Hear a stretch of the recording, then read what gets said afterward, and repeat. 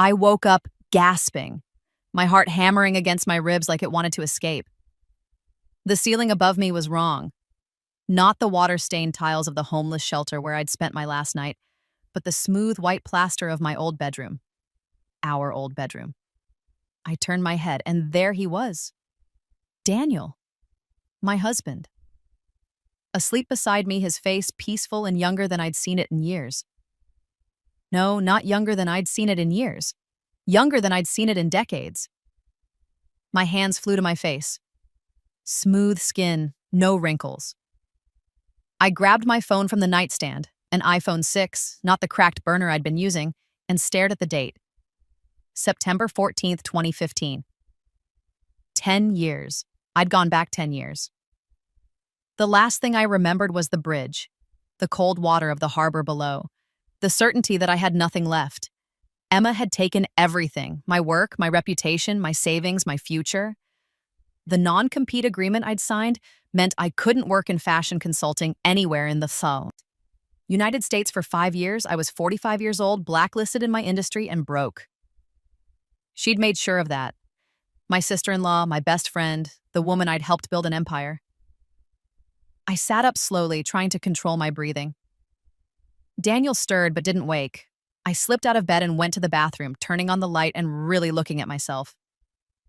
35-year-old face, no gray in my dark hair, eyes that hadn't yet learned what betrayal looked like. This was real. Somehow, impossibly, I was back. And I remembered everything. I spent the morning in a daze, going through the motions of a life I'd already lived. Daniel left for work. He was a senior architect at Morrison & Fletcher, making good money, thinking his career was on track. He had no idea that in 2 years, his firm would be acquired and he'd be laid off. He had no idea that his sister was a viper. Emma called at 10 a.m., just like she had the first time. Maya, oh my God, you have to come. Over.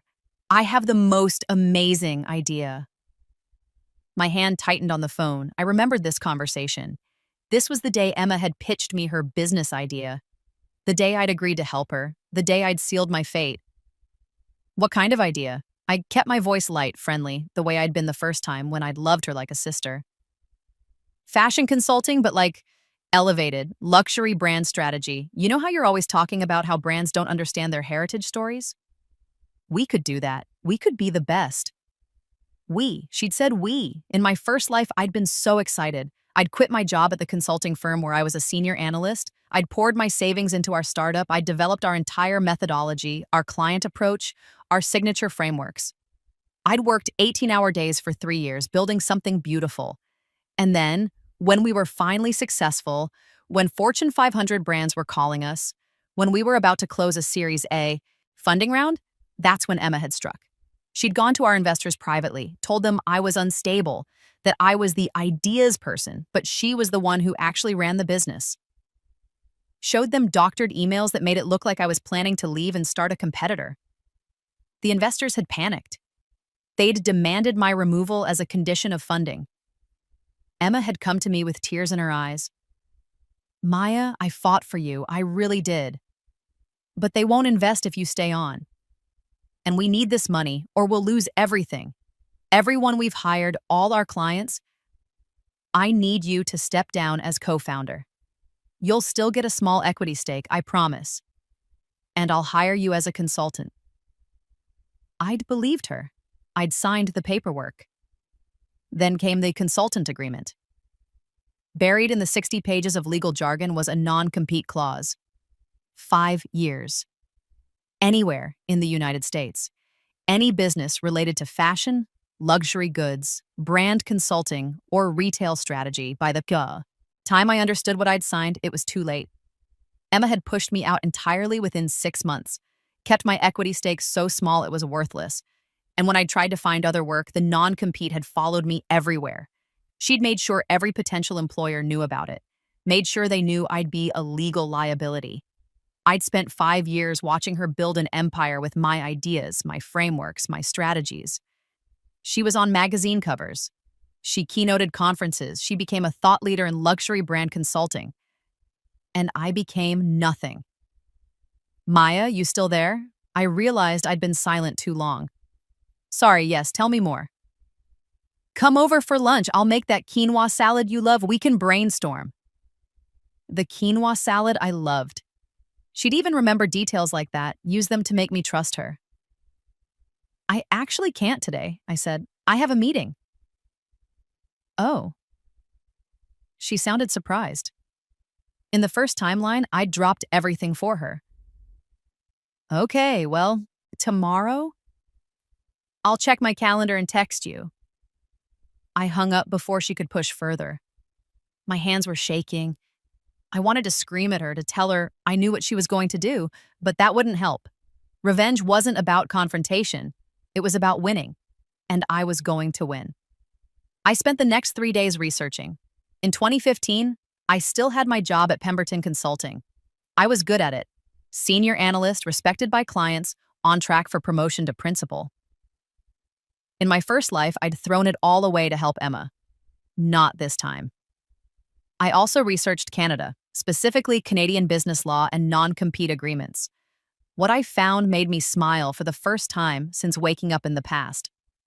Canada, unlike most of the United States, treated non-compete agreements with extreme skepticism. Courts there routinely struck them down as unreasonable restraints of trade. Even if someone signed one, it was rarely enforceable unless it was extremely narrow in scope and time. More importantly, a non-compete signed in the United States for a U.S. company had virtually no weight in Canadian courts, especially for someone who became a Canadian resident or citizen. I opened my laptop and started making notes. Toronto, Vancouver, Montreal, all major cities with thriving fashion industries, all places where I could build what I knew how to build. But I was getting ahead of myself. First, I needed to let Emma make her move. I needed to let her think she was winning. Because the best revenge is letting someone destroy themselves with their own greed. I waited a week before agreeing to meet Emma. When I finally showed up at her apartment, she hugged me like we hadn't seen each other in months, instead of just days. I was starting to think you were avoiding me, she said with a laugh. Just busy with work, I said, sitting down at her kitchen island. So tell me about this idea. She launched into it with infectious enthusiasm. In my first life, I'd been swept up in it. This time, I listened with cool analysis. She wanted to create a consultancy that helped luxury brands tell their story. But her actual vision was vague, full of buzzwords without substance. I love it, I said when she finished. But Emma, I have to be honest, I don't think I can quit my job to do this. Her face fell. What? But Maya, you're the only person who can do this with me. You understand brands in a way nobody else does. I know, but I'm finally getting somewhere at Pemberton. I'm up for principal next year. This could be so much bigger than principal at some consulting firm, she pressed. We could build something that's ours. Ours. That word again. What if I helped you part-time? I suggested. Nights and weekends at first. If it takes off, then maybe I'd consider jumping in full-time. She didn't like that. I could see it in her eyes. She needed me all in, needed me invested and vulnerable. I don't know if that would work, she said, slowly. I need someone committed, a real partner. I am committed, I said, but I'm also practical. Starting a business is risky. We should both keep our income streams stable while we build this, don't you think? She couldn't argue with that logic, not without revealing that she needed me desperate and dependent. Okay, she finally said, part-time to start, but I'm going to hold you to moving to full-time once we prove the concept. Deal. We shook hands. I smiled at her, and I began to plan. Over the next 6 months, I helped Emma exactly enough to make her dependent on me, but not enough to trap myself. I kept my job at Pemberton. I developed the initial frameworks for brand heritage consulting, the same frameworks I'd created the first time because they were genuinely good, but I didn't document them in any way that tied them to me or to Emma's nascent company. I kept everything in my personal notes, my personal computer. Nothing went into Emma's files or emails. that couldn't be easily denied as just brainstorming. Meanwhile, I started building something else, a network in Canada. I joined Canadian professional organizations online. I started attending virtual conferences for Canadian marketing professionals. I contributed to Canadian industry publications under a pseudonym. I slowly, carefully built a reputation in a market that Emma didn't even know existed. I also started transferring money. Small amounts at first, nothing that Daniel would notice. I opened a Canadian bank account. I consulted with an immigration attorney about the process for getting Canadian permanent residency. And I watched Emma. She was pitching investors using the frameworks I'd helped her develop. She was networking, building buzz. She'd quit her job, she'd been working in marketing at a cosmetics company, and was going all in on her startup dream. In my first life, this was when I'd felt the pressure to quit my job too, to match her commitment, to prove I was a real partner. This time, I just nodded sympathetically when she complained about stress and kept showing up for my strategy meetings at Pemberton. "You're really not going to quit?" she asked me one night in March 2016. We were in her apartment reviewing a pitch deck for potential investors. "Not yet," I said. "Emma, you're doing great. You don't need me full-time yet." "But I do," yes, she insisted. "Maya, these investors want to see a full team. They want to see that we're serious. Tell them I'm your strategic advisor, that I consult for you." "That's impressive too, that you have a senior consultant from Pemberton helping you." She frowned. She didn't like it, but she couldn't argue. What she didn't know was that I was watching her pitch process very carefully. I was seeing which investors she was targeting, what her valuation expectations were, what terms she was negotiating, and I was learning from her mistakes. The first major difference from my original timeline came in June 2016. In my first life, Emma had landed a meeting with Lux Capital, a prestigious VC firm that specialized in fashion and luxury retail. That meeting had eventually led to our Series A funding, the funding that had required my removal. This time, when she told me about the Lux Capital meeting, I said something different. "Emma, I need to tell you something about Lux." She looked up from her laptop. "What?" "I heard through the grapevine at Pemberton. We did some work for one of their portfolio companies, that they're really difficult to work with. Very controlling. They'd push out founders." This was true. I'd learned it the hard way. "Really?" She looked worried. "Yeah, I'd just be careful. Maybe talk to some other founders they've funded. Do your due diligence." She nodded slowly. "That's good advice." In my first timeline, she'd gone into that meeting blind and desperate. She'd accepted their terms without question. This time, she did her homework. She talked to other founders. She learned about Lux's reputation. And she took the meeting anyway because she was greedy and ambitious and thought she could handle them. But she went in more cautious, more guarded. And when they started asking about me, about the strategic consultant on her team, she got defensive. "Maya Patel is one of the best brand strategists in the industry," she told them. "She's consulting for me while maintaining her position at Pemberton. It's actually ideal. We get her expertise without the overhead of a full-time salary." The Lux partners had looked at each other. In my first timeline, they'd seen me as a threat to Emma's leadership. This time, with me positioned as just a part-time consultant, I was less of a concern. They offered Emma a term sheet, smaller than in my first timeline, $2 million instead of $5 million, but with better terms for her. She kept more equity. She kept more control. She was thrilled. I congratulated her and privately smiled because I knew what was coming next. The investors would want to formalize the business. They'd want to see proper corporate structure. They'd want employment agreements. And that's when she'd strike. It happened in August 2016. Emma called me on a Saturday morning. "Maya, can you come over? We need to talk about something important." Her voice had an edge I recognized. This was it. I drove to her apartment with my heart rate perfectly calm. I'd been preparing for this. When I got there, she had papers spread across her dining table. Daniel was there too, which surprised me. In my first timeline, he'd been kept out of the business stuff. "Hey, Daniel," I said carefully. "What's going on?" "Emma asked me to be here," he said. He looked uncomfortable. "As family." Oh, this was new. Emma smiled, but it didn't reach her eyes.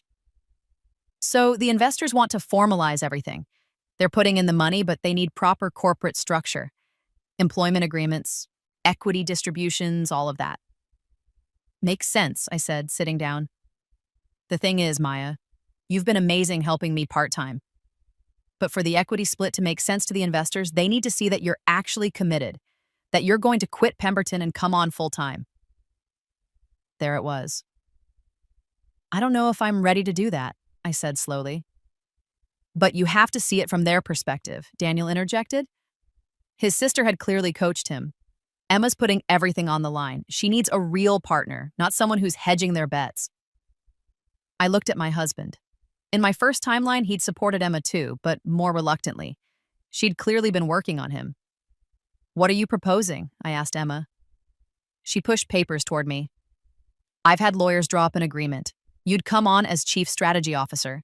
You'd get 15% equity, fully vested over 4 years, salary of $120K to start.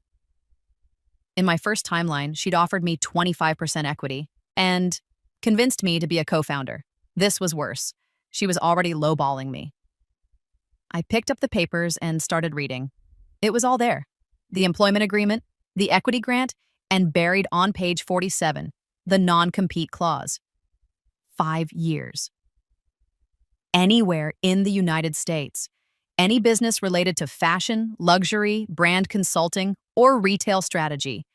The exact same trap as before. This is a pretty restrictive non-compete, I said mildly. It's standard, Emma said quickly. The investors require it. They don't want either of us running off to start a competitor. Do you have the same clause? She hesitated. Mine is a little different. Since I'm the CEO and majority shareholder, they structured it differently. I'd bet anything her non-compete was much narrower, maybe even non-existent. Can I think about it? I asked. Maya, Emma's voice sharpened. The investors need an answer by Monday. If you're not in, I need to know now so I can find someone else. Someone else? I repeated. A chief strategy officer. Someone who's actually committed to this. Daniel put his hand on mine. Maya, this is a huge opportunity for both of you, for our family. I looked at my husband. He had no idea he was helping his sister destroy me. In my first timeline, by the time he'd realized what Emma had done, it was too late.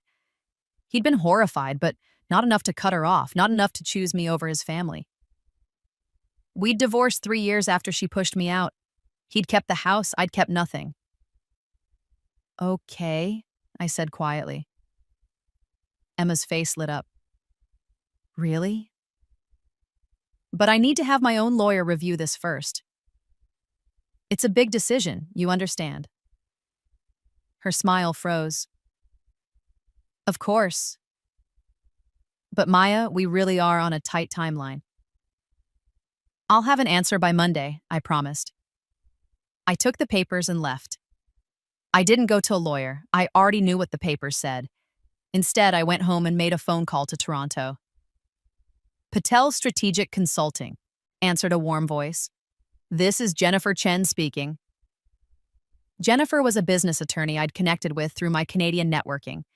She had no idea who I really was yet, but she was about to find out. Hi, Jennifer, this is Maya Patel. We've emailed a few times about Canadian business law. Yes, Maya, how are you? I'm good. Listen, I'm ready to move forward with what we discussed. I want to set up a Canadian corporation and begin the process for permanent residency. Wonderful. When are you thinking of making the move? Sooner than expected. Within the next 3 months, if possible. We talked for an hour. Jennifer explained the process for incorporating in Ontario, for applying for permanent residency through the Startup Visa program. Canada wanted entrepreneurs. They wanted people who would create jobs and bring expertise. I had both. By the time I hung up, I had a plan. I'd incorporate my consulting firm in Canada. I'd begin building a client base there. Remotely at first, I'd apply for permanent residency. And when the time was right, I'd move. But first, I had to deal with Emma. On Monday morning, I called her. I can't do it, I said. I'm sorry, Emma, but I can't quit Pemberton. The non-compete is too risky. Silence on the other end. You're joking, she finally said. I'm not. I read through everything carefully. If things don't work out, I'd be locked out of my entire industry for 5 years. I can't take that risk. Things will work out, she snapped. We have investor backing. We have clients lined up. This is going to be huge. Maybe, but I need to be practical. Practical. Her voice was ice. Maya, I've spent 6 months building this with you. You developed half our methodology. You've been telling investors you're part of the team. As a consultant, which I'm happy to continue doing. That's not good enough anymore. The investors want to see a committed team. If you're not all in, you're out. Then I guess I'm out. Another long silence. Fine, she said finally. But Maya, you know you can't use any of the frameworks we developed together. That's my intellectual property. I almost laughed. She was already trying to claim ownership of my work. The frameworks we brainstormed together, I said carefully. Emma, those were collaborative discussions. There's no IP there. We'll see what my lawyers say about that. She hung up. I sat back in my chair, my heart pounding. It had worked. She'd cut me loose before I'd signed anything, before I'd trapped myself. Now I just had to wait for her to succeed. Because she would. She had good investors, decent connections, and enough of my initial ideas to build something. And once she did, once she proved the market, once she showed that luxury brand heritage consulting was a viable, profitable business model, that's when I'd launch in Canada, with no non-compete to stop me, with all the lessons I'd learned from her mistakes, with a decade of future knowledge about what worked and what didn't. Emma blocked me on everything: social media, messaging, email. Daniel was caught in the middle, trying to maintain peace between his wife and his sister. She says you backed out at the last minute, he told me one night. She says you betrayed her. I didn't sign her contract, I said. That's not betrayal, that's self-preservation. She's really hurt, Maya. I looked at my husband. He'd take her side eventually, I knew that now. When I left for Canada, he wouldn't come with me. He'd choose his family over me. I should have been sad about that, but mostly I felt numb. Our marriage had died in my first timeline. I was just watching it die again, faster this time. I'm sure she'll be fine, I said. She has her investors. She'll find another strategist. She did. Emma hired someone named Marcus Chen, a mid-level consultant from a competing firm. He was good, but not great. More importantly, he didn't have my instincts about brand storytelling. I watched from a distance as Emma launched her company officially in October 2016. She called it Heritage House Consulting. The name was fine, if a bit generic. Her website was slick. Her pitch was polished. And she started landing clients. Small ones at first, boutique fashion brands, regional luxury retailers. But they were real clients paying real money. By December, she had 7 employees and an office in Manhattan. By March 2017, she'd landed her first major client, a heritage jewelry brand that wanted a rebrand for millennials. I read about it in Adweek. They did a whole profile on Emma, calling her the next big thing in luxury consulting. There was a photo of her in her office, looking confident and successful. The article mentioned that she'd bootstrapped the initial concept with help from industry colleagues, but was now building a world-class team. No mention of my name. I wasn't angry. I was focused, because while Emma was building Heritage House in New York, I was building something better in Toronto. I'd incorporated Patel Strategic Consulting in November 2016. At first, it was just a shell, a legal entity, a website, a business bank account. I kept my job at Pemberton and worked on my Canadian venture in the evenings and weekends. I reached out to my network there, offering free initial consultations to build case studies. I worked with small Canadian brands who couldn't afford big consulting firms. And I learned the Canadian market. The differences in consumer behavior, the regulatory environment, the competitive landscape.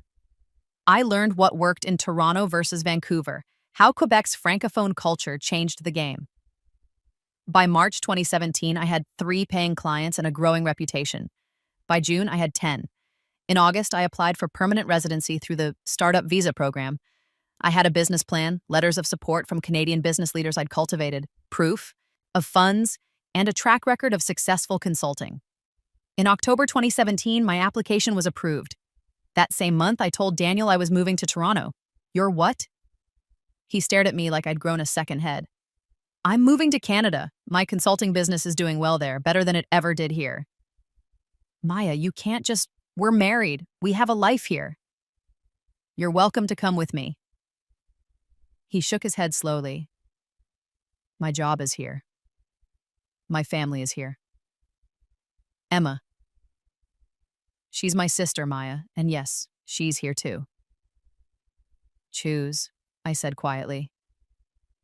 He looked at me for a long moment, and I saw the answer in his eyes before he spoke.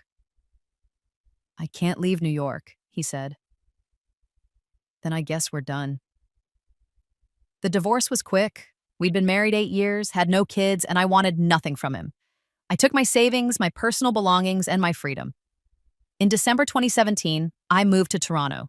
The Canadian fashion industry welcomed me with open arms. I was an American, consultant with a track record willing to focus exclusively on Canadian brands. I understood their challenges, competing with American brands for attention, building identity in a market that spanned multiple time zones and cultures. And I had something Emma didn't. I actually cared about the brands I worked with. Emma's approach, I'd learned over our time working together, was transactional. She wanted prestigious clients, big names she could put on her website. She wanted to work with brands that would make her look good. I wanted to work with brands that had real stories to tell. My first major Canadian client was a heritage outerwear company called Norwood & Sons. They'd been making winter coats in Toronto since 1952, but they were struggling to compete with Canada Goose and other contemporary brands. I spent 3 months embedded with them. I interviewed the founding family, studied their archives, talked to their longtime customers. I found stories they didn't even know they had about immigrant craftsmen who'd learned their trade in Europe, about coats that had survived Arctic expeditions, about a family's commitment to quality over profit. We repositioned them as Toronto's original luxury outerwear. We created a campaign around real customers and real stories. We raised their prices and improved their margins. Within a year, Norwood & Sons had a waiting list for their products. That case study changed everything. Suddenly, I had heritage brands from across Canada reaching out. A leather goods company in Montreal, a jewelry maker in Vancouver, a menswear brand in Calgary. By the end of 2018, I had 20 employees in offices in Toronto and Vancouver. By the end of 2019, I had 50 employees and had opened in Montreal, and the whole time I was watching Emma. Heritage House was successful too at first. Emma's New York presence gave her access to major American brands. She worked with established names, creating heritage campaigns for, companies that wanted to seem more authentic. But there were cracks. I followed her company religiously through industry publications, social media, and my network. I heard things. Clients who felt she didn't really understand their brand, employees who said she was difficult to work with, campaigns that looked pretty but didn't drive real business results. The problem was that Emma had learned the frameworks and methodologies, but she'd never understood the heart of the work. She didn't actually love brands or their stories. She loved the prestige of working with them. By 2020, Heritage House was stagnant. They hadn't grown beyond about 30 employees. They'd lost a few major clients to other consultancies. Emma was still doing well. She was still profitable, still respected, but she wasn't the next big thing anymore. Meanwhile, Patel Strategic Consulting was being profiled in Canadian Business Magazine as the consultancy redefining luxury in Canada. And that's when Emma found out. She called me in March 2020. It was the first time we'd spoken in over 3 years. Maya, it's Emma. Her voice was tight with fury. Emma, hi. Don't hi me. What the fuck do you think you're doing? I'm sorry, what? You're running a brand consultancy in Canada. The exact same business model as Heritage House. You stole my entire concept. I smiled, even though she couldn't see me. I'm not running it in the States, Emma. I'm in Canada. Different country, different market. You signed a non-compete. No, I said calmly, I didn't. You'll recall I specifically declined to sign your employment agreement because of that non-compete clause. I never worked for Heritage House. I was just a friend who helped you brainstorm in the early days. Silence. You planned this, she said finally. You fucking planned this the whole time. I built a business, I corrected. Just like you did. Except mine is doing better. I could sue you. For what? I'm not violating any agreement because I never signed one. I'm not operating in your market because I'm in a different country. And I'm not using your intellectual property because the methodologies I use are ones I developed myself. You developed them while we were working together. Was there paperwork establishing that? Employment contracts? IP agreements? No, then they're mine. I could hear her breathing heavily on the other end of the line. You know what you are, Maya? You're a backstabbing, opportunistic. Careful, I interrupted. I'm recording this call. Wouldn't want you to say something defamatory. I wasn't actually recording, but she didn't know that. She hung up. 2 days later, I got a cease and desist letter from her attorneys. It was toothless, full of bluster about misappropriation and unfair competition, but with no actual legal basis. My Canadian attorney laughed when she read it. She has no case, Jennifer told me. You're in Canada, you never signed her agreement, and business methodologies aren't copyrightable. Tell her lawyers to pound sand. We sent a polite response explaining that we had no legal obligation to cease anything, and we never heard from them again. But I knew Emma wouldn't let it go that easily. She tried to expand to Canada. I heard through my network that Heritage House was exploring opening a Toronto office. Emma flew up in May 2020, taking meetings, trying to poach my clients. It was almost sad watching her scramble, because she'd made a fundamental mistake. She'd built her reputation in the American market. She'd worked with American brands, networked in American circles, understood American consumer culture. Canada was different. Canadian brands didn't want an American consultant coming in to tell them how to be heritage. They wanted someone who understood Canadian identity, Canadian values, Canadian consumers. They wanted me.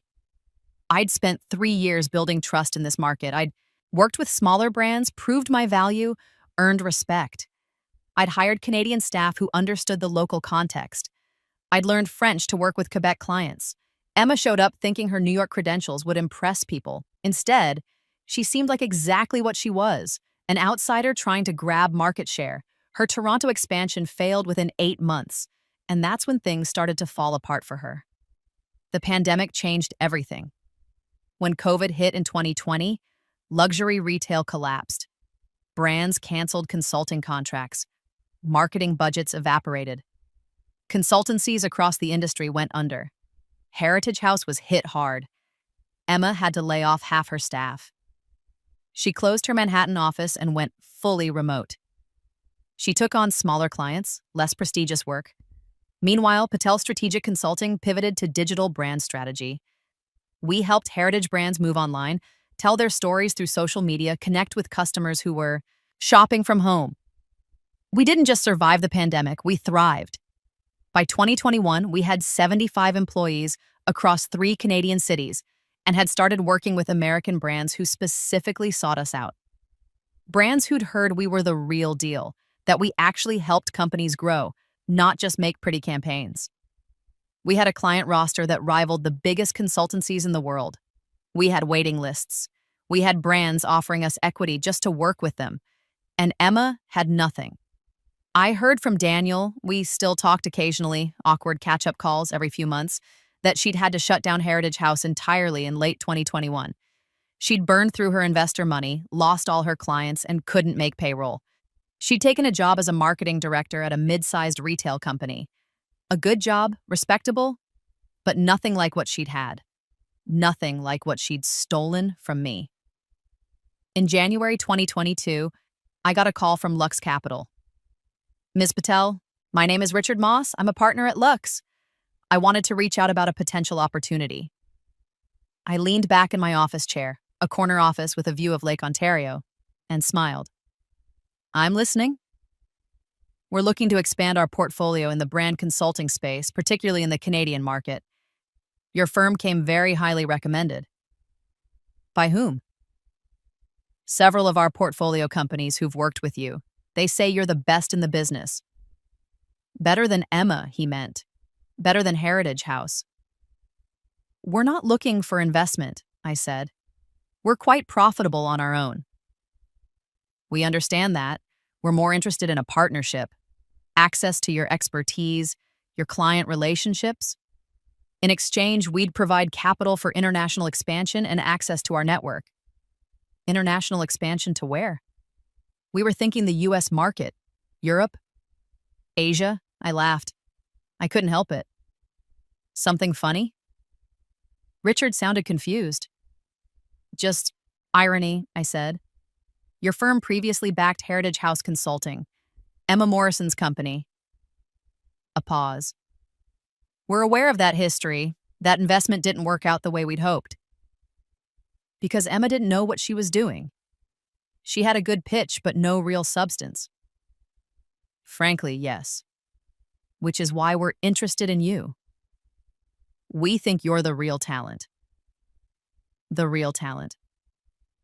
After Emma had told them I was unstable, that I was just the ideas person. I'll think about your offer, I said.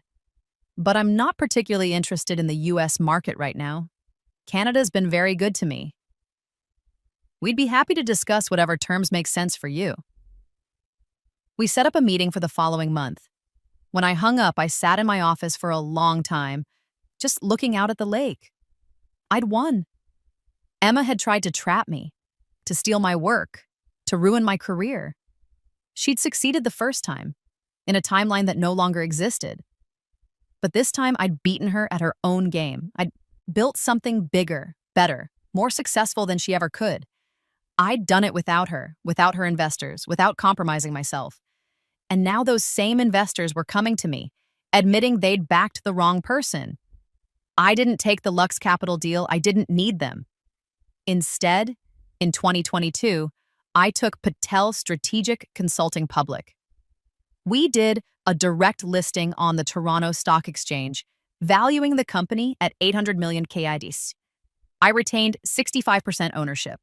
I'd built this company without giving away equity to vulture investors, and I wasn't about to start now. The IPO made international news. Canadian consulting firm goes public in landmark deal. Patel Strategic redefines luxury brand consulting.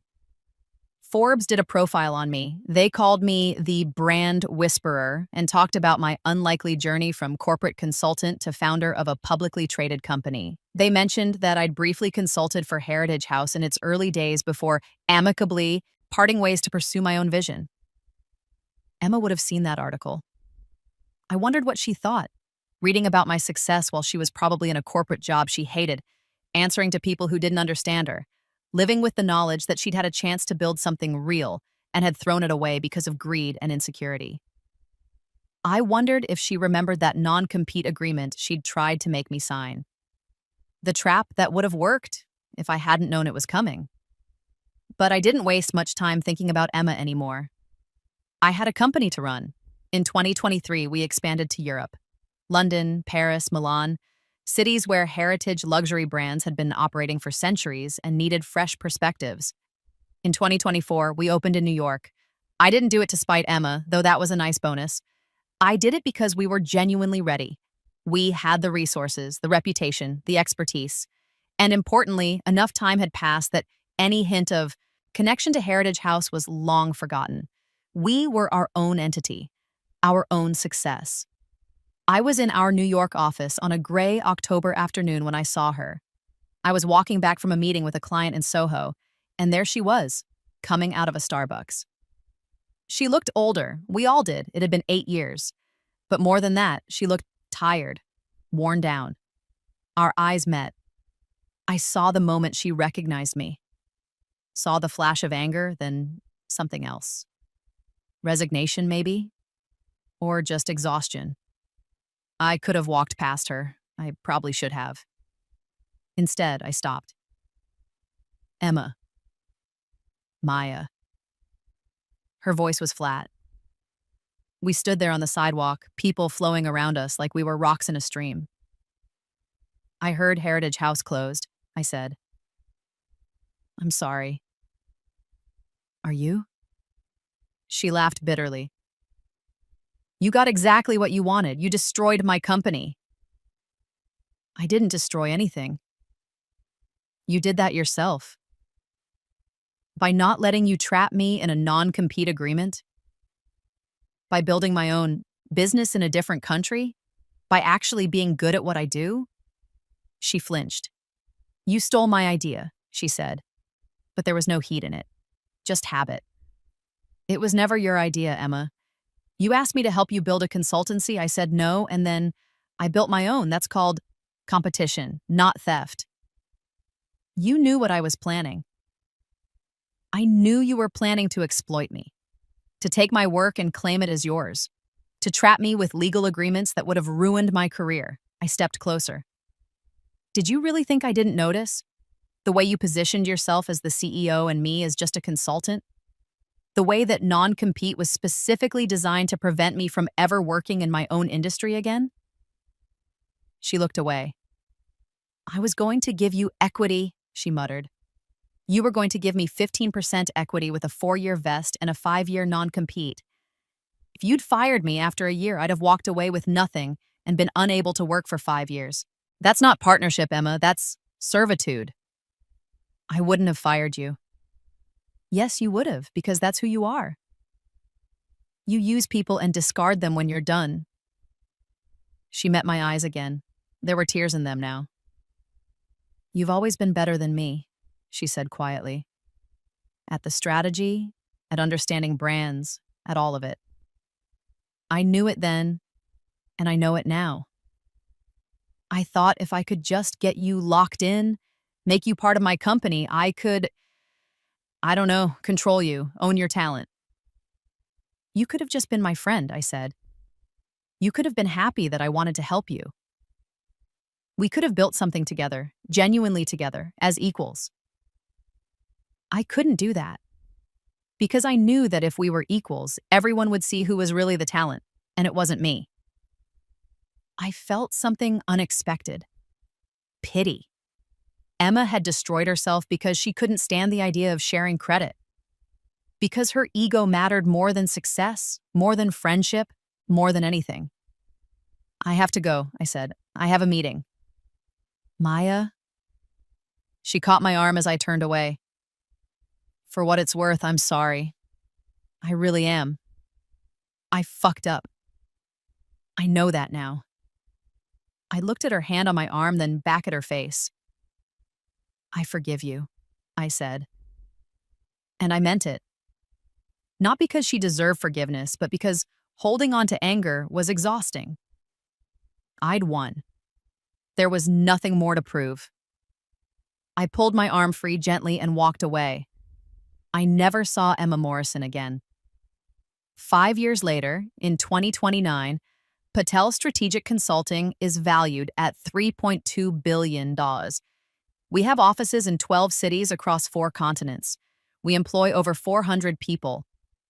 We work with the most prestigious heritage brands in the world, fashion houses, luxury goods manufacturers, historic hotels, jewelry companies with centuries of history. We're known for one thing, telling true stories that matter.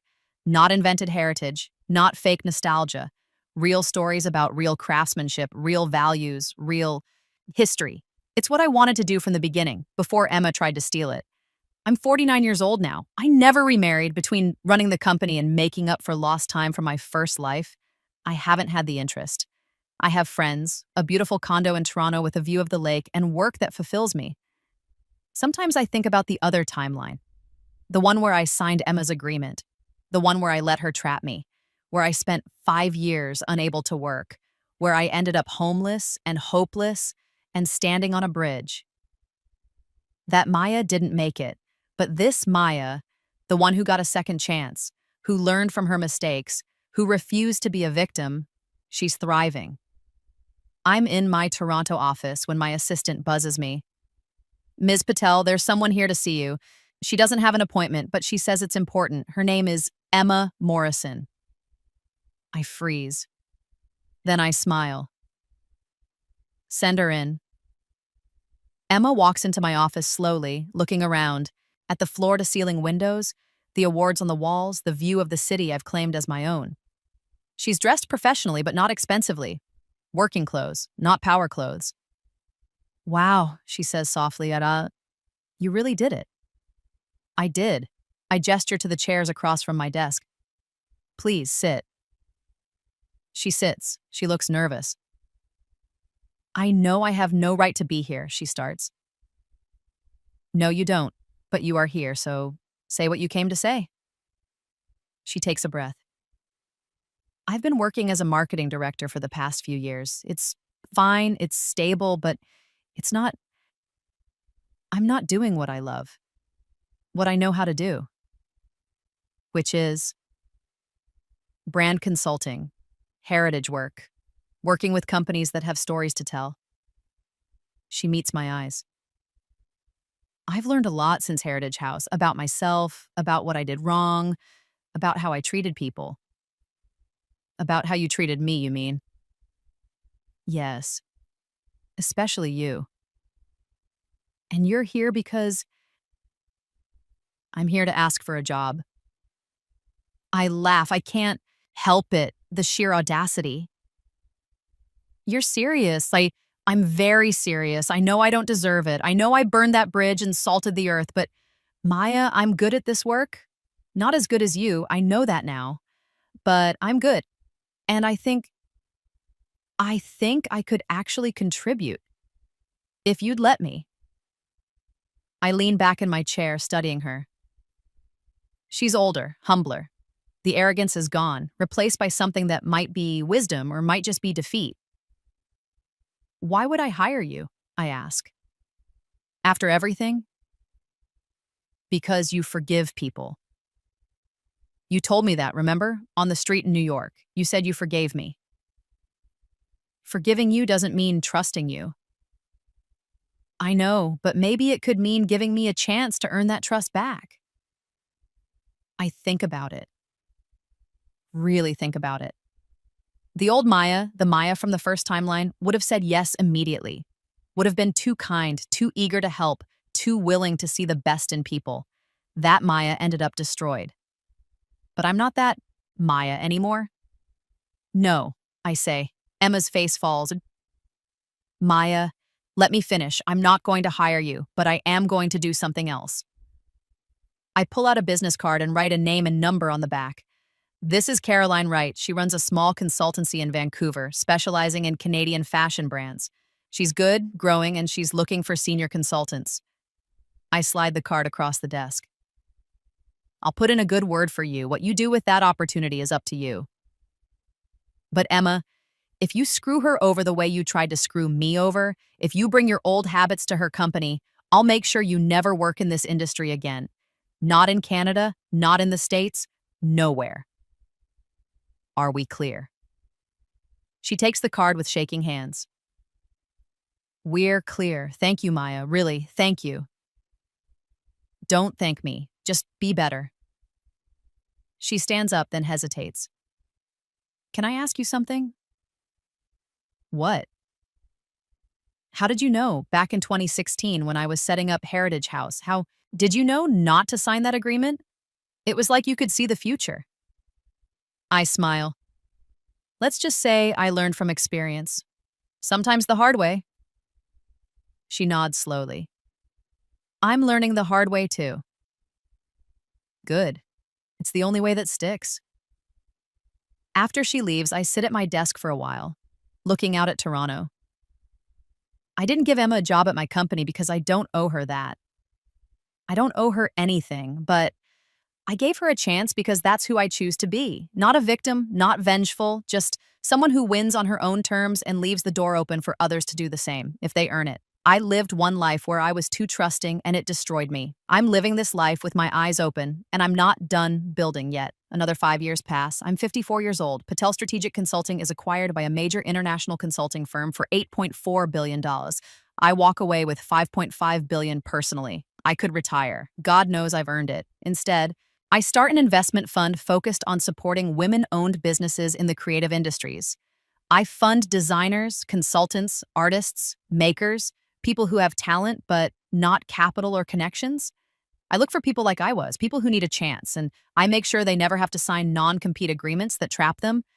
I make sure they keep ownership of their own ideas. I make sure they build equity in their own success. I name the fund Second Chances. It's a private joke, but it means everything to me because I got a second chance. Literally, impossibly, miraculously. I got to relive my life with the knowledge of what went wrong the first time. Not everyone gets that, but everyone deserves a chance to build something of their own, to not be exploited by people who claim to care about them. I hear through the grapevine that Emma is doing well at Caroline's firm in Vancouver. She's a senior consultant, respected, contributing real value. She's apparently learned to collaborate instead of dominate. Good for her. I hope she's learned what I learned, that success built on exploiting others is hollow, that real achievement comes from genuine talent and hard work, that sometimes the person you betray will come back stronger than you ever imagined. I'm sitting in my Toronto penthouse one evening, reading a book and drinking wine when my phone rings. It's a number I don't recognize. Hello? Ms. Patel, this is Detective Sarah Chen with Toronto Police Service. I'm calling about a cold case from 2025. We've been reviewing unsolved deaths and your name came up in our investigation. My blood runs cold. What investigation? In the original timeline, before certain events changed, there was a woman named Maya Patel who died in New York Harbor in October 2025.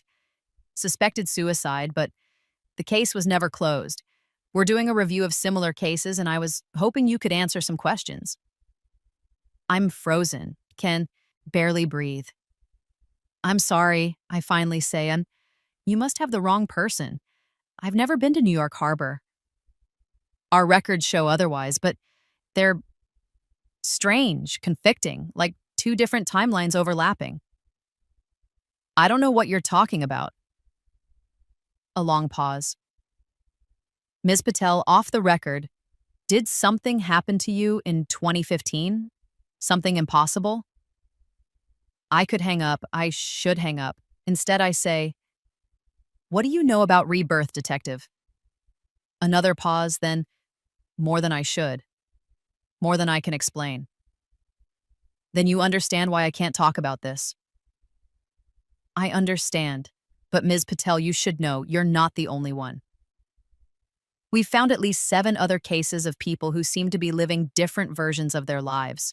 Different outcomes, like someone gave them a second chance. 7 others. There are 7 other people like me walking around with memories of lives they no longer lived. Why are you telling me this? I ask. Because whatever happened to you, whatever gave you that second chance, you used it well. You built something good. Not everyone did. Some of them are making worse choices the second time around.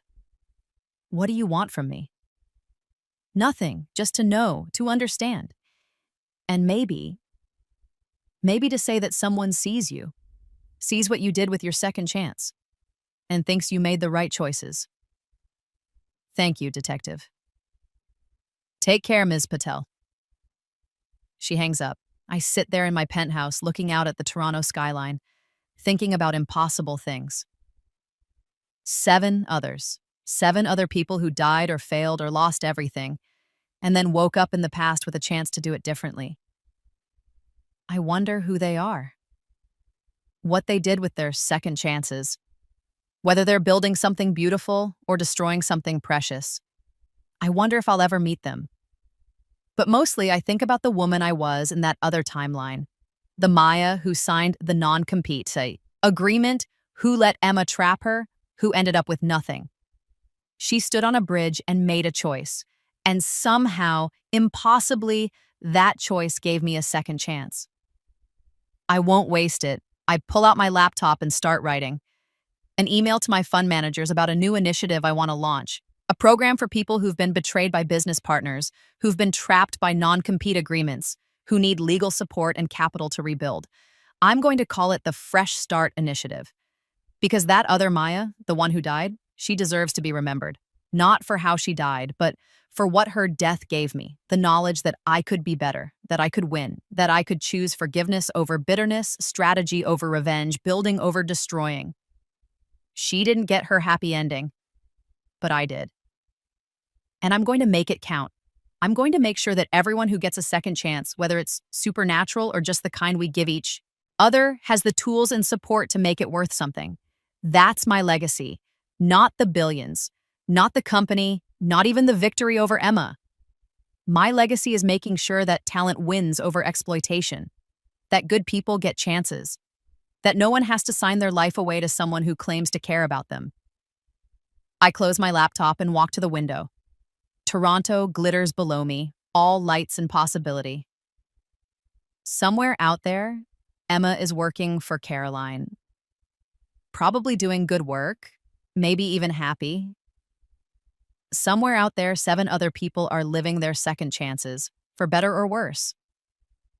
Somewhere out there in a timeline that no longer exists, there's a bridge and a woman and a choice that should have ended everything. But here in this timeline, there's just me. Maya Patel, 54 years old, billionaire, philanthropist, survivor. The woman who refused to be trapped. The woman who built an empire in Canada while her would-be exploiter crumbled in New York. The woman who won. I raise my wine glass to my reflection in the window. To second chances, I whisper, and I drink.